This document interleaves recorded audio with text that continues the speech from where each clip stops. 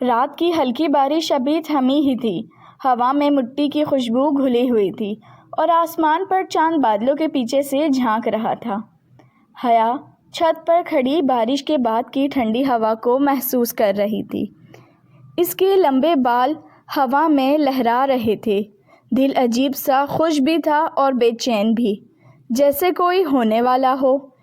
نیچے گلی میں کسی گاڑی کے رکنے کی آواز آئی۔ اس نے جھک کر دیکھا۔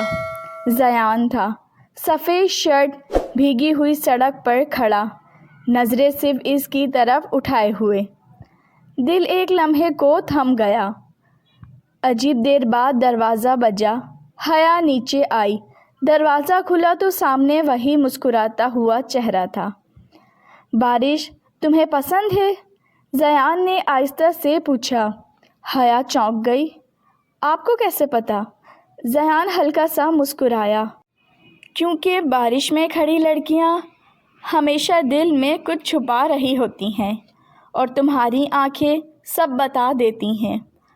حیا کے گال سرخ ہو گئے۔ اس نے ہاتھ آگے بڑھایا۔ اس کی ہتھیلی میں ایک چھوٹا سا گلاب تھا۔ پہلی بار کسی کے لیے پھول لایا ہوں۔ کیوں؟ حیا نے دھیمی آواز میں پوچھا۔ کیونکہ پہلی بار کسی کو دیکھ کر دل نے کہا یہی ہے۔ ہوا تھم گئی، لمحہ رک گیا۔ حیا نے کانپتے ہاتھوں سے گلاب لے لیا۔